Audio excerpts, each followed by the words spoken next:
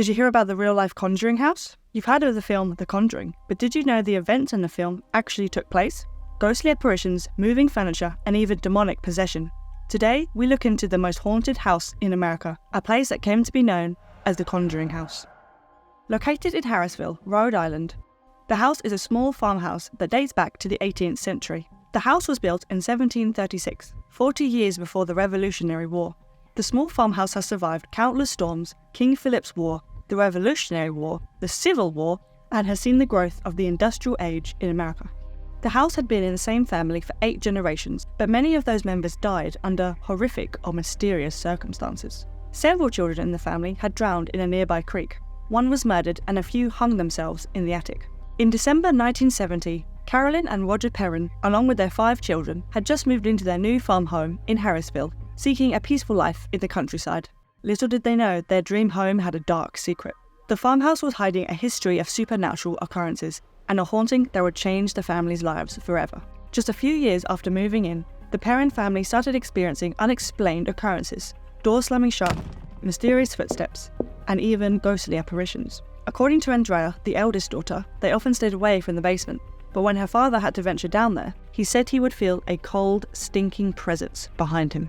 The Perrons also began to notice the smell of rotting flesh throughout their home. If that wasn't scary enough, one morning at 5:15 a.m, the children began to be pulled and flung from their beds. Their peaceful country home turned into a house of horrors. One afternoon, Carolyn was laying on the sofa when she felt a sharp pain in her calf muscle. She noticed her leg was sitting in a pool of blood. She searched the sofa for anything sharp that could have injured her, but found nothing. Andrea Perron would later go on to say that she believed the spirit was targeting her mother. In a quote, she said, "Whoever the spirit was, she perceived herself to be mistress of the house, and she resented the competition my mother posed for that position." After years of these incidents, the parents decided to seek help from professionals and contacted Ed and Lorraine Warren.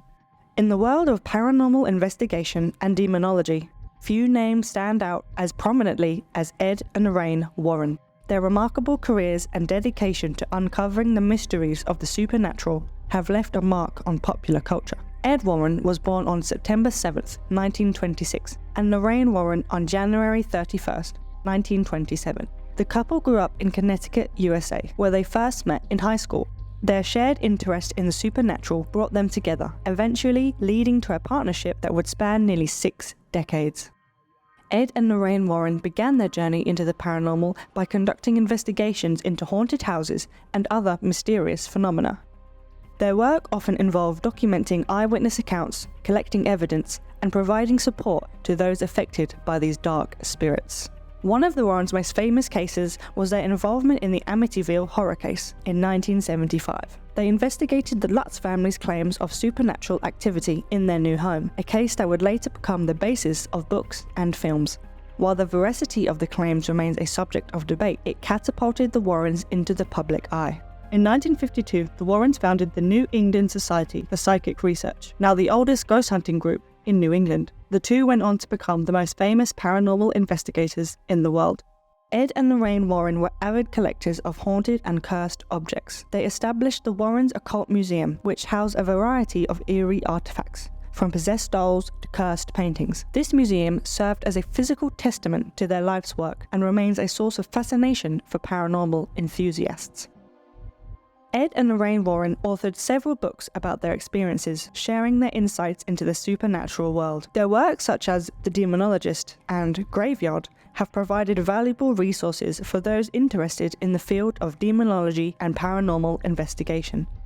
In addition to their investigations, Ed and Lorraine were committed to helping people affected by paranormal events. They offered support to those who believed they were under supernatural attack and were dedicated to dispelling myths and fear surrounding the paranormal. Ed and Lorraine Warren conducted extensive investigations at the Conjuring House, using their unique blend of scientific scrutiny and spiritual insight. Their goal was not only to document the supernatural occurrences, but also to provide solace to the terrified family. The Conjuring case left a massive mark on the Warrens' career, inspiring books, documentaries, and a popular film series. Their dedication to helping those tormented by the supernatural and their unwavering belief in the existence of the paranormal continues to captivate audiences worldwide. Following a thorough farmhouse investigation, the Warrens concluded it was home to numerous spirits. However, there was one spirit that scared the Warrens, for it was no mere spirit, but a demonic entity. The Warrens were convinced that this sinister force was none other than the house's former neighbour, Bathsheba Sherman. In 1812, Bathsheba Sherman lived just next door with her husband. Locals thought she was a Satanist after she killed an infant with a large sewing needle. Locals believed that she had sacrificed the infant to the devil. Bathsheba Sherman died in May 1885, and she promised to haunt anyone that would go on to occupy the land where her home once sat. Ed and Lorraine Warren wished to communicate with her and decided to conduct a seance in the living room of the house. Andrea Perron, the eldest daughter, decided to watch secretly from another room. She stated, "I thought I was going to pass out. My mother began to speak a language not of this world, in a voice not her own. Her chair levitated and she was thrown across the room." The seance lasted several hours until the Warrens managed to exorcise her. However, after the seance, Roger Perron decided to kick the Warrens out, worrying about his wife's mental and physical well-being. He stated they only made things worse. According to Andrea, after the seance, the paranormal activity had stopped and the hauntings ceased. The family continued to live in the house until they were able to move in 1980. Although the Perrons' haunting has stopped, the house still sees a range of paranormal activity. Guests who have stayed in the house have said to see a ball moving up and down the hallway, doors opening and closing by themselves, and full-body apparitions, as well as cold spots and furniture moving. In an interview in 2013, Lorraine Warren spoke to USA Today about what happened at the seance. She stated, "The things that went on there were just so incredibly frightening. It still affects me to talk about it today." You can visit the Conjuring House today. The house is owned by Jacqueline Nunez, a spiritualist who wishes to share the paranormal secrets the house has to offer. The house offers guests guided tours, ghost hunting events, or even overnight stays. Are you brave enough to stay the night? The story of the Perron family and the Conjuring House is a chilling reminder that even the most idyllic places can hold dark secrets. No one truly knows what happened in the small farmhouse in Harrisville. Is there a demonic presence in the basement? Do the ghosts really wander about the halls? Or is it just a hoax? That's up for you to decide. Whatever you choose to believe, make sure you know all the facts, and always be alert when venturing into the other side.